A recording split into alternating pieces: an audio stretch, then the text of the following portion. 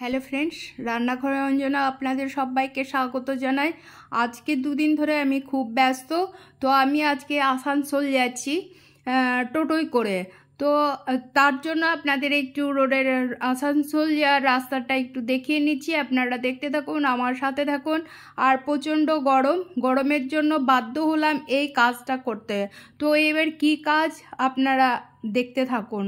চলুন, এই আমি রাস্তাটা দেখিয়ে নিচ্ছি। আমি টোটোয় করে যাচ্ছি, আমি ছেলে আর আমি যাচ্ছি, আর আমার দেওর গাড়িতে চলে গেছে। যে জায়গায় গিয়েছে সেই জায়গাটা আগে দেখে নিন, তারপরে আমি বলে নিচ্ছি কোন জায়গা। তো টোটোতে আরও দুজন যাত্রী আছে, আর চালক, আর আমি আমার ছেলে। তো এই যে চলে এসছি, আর বার্নপুর থেকে আসানসোল যাচ্ছি। তো বার্নপুর থেকে আসানসোল যেতে খুব একটা বেশি সময় লাগে না। এবার সেই জায়গা চলে এসেছি যেখানে বললাম সেই জায়গা। তো এত গরমের চোটে থাকতে পারছি না, বাধ্য হয়ে এই কাজটা করতে হচ্ছে। তো কি কাজ? আমরা চলে এসেছি ডাইকিন এসি নিতে। তো এই এসি হচ্ছে ডাইকিনের 5 স্টার ডাইকিনের এসি। তো এই ছবিটা দেখাচ্ছি, দেখতেই পাচ্ছেন। তো আমরা দোকানে চলে এসেছি আসানসোলে। এবার দেখে শুনে নিয়ে আমরা, এই যে দেখতে পাচ্ছেন 5 স্টার।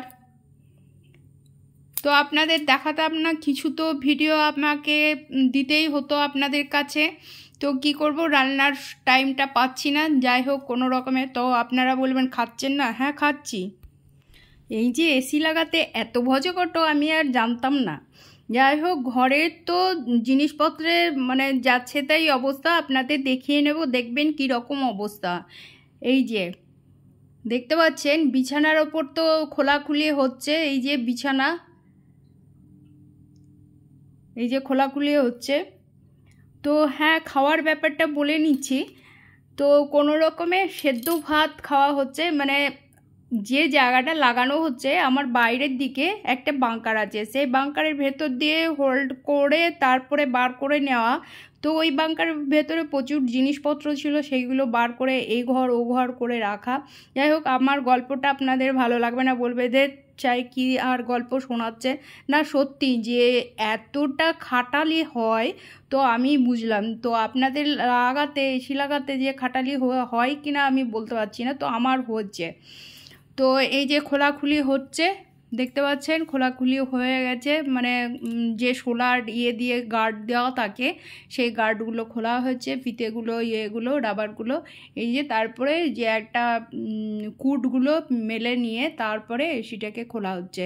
এটা তো আমার ছেলে জেদ ধরলো, না ইনভার্টারের এসি এটাই নেব। যাই হোক, নেওয়া হলো। তো এই যে দেখতেই পাচ্ছেন। তো আপনাদের একটু দেখিয়ে নিচ্ছি। মনে কিছু করবেন না যে হ্যাঁ বাবারে এসি কিনলো তো আমাদের জন্য আমাদেরকে দেখাচ্ছে, না তা নয়। যে আমাকে তো ছাড়তেই হবে না কোনো ভিডিও একটা। তো সেই জন্য এটাকেই আপনাদের কাছে নিয়ে এলাম। আপনারা দেখতে থাকুন আর আমার সাথে থাকুন। এই যে এবার খোলাখুলি হয়ে গেছে। এই যে এটা এই যে তামার সব কিছু যন্ত্রপাতি আমি একটু একটু করে দেখিয়ে নিচ্ছি, আপনারা দেখতে থাকুন।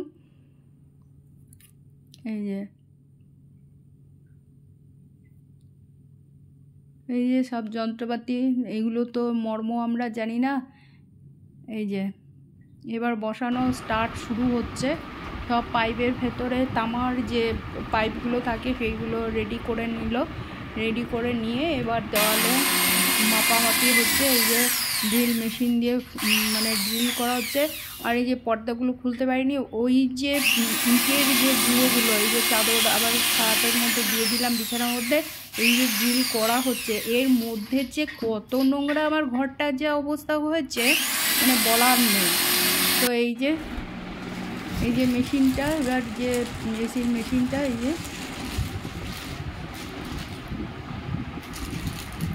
মেশিনটাও দেখিয়ে নিলাম।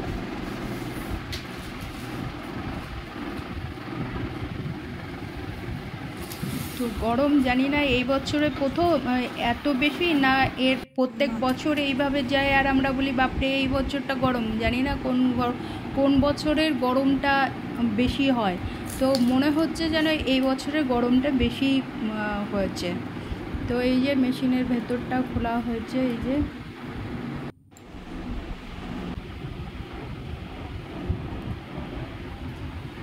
পুরো নেটের মতো। তো গরমটা অতিরিক্ত বেড়ে গেছে, সেই জন্য বাধ্য হলাম যাই হোক কোনো রকমে নিয়ে নিই।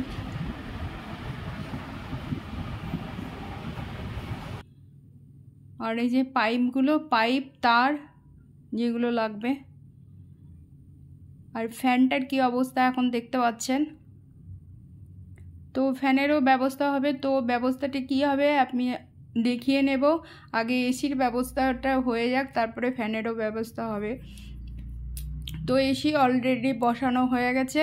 তো মেশিনেও এই যে পড়ে আছে ইটের গুঁড়োগুলো আমি তুলে নিয়েছি। আর এই যে কীরকম কালো কালো, ওই যে আমি একদিন দিয়ে নিয়েছিলাম ওই জানলার মধ্যে আটা মেখে, ময়দা মেখে চ্যানেল জানলার ধারটা দিয়ে ওই আটা দিয়ে তুলে নিলাম।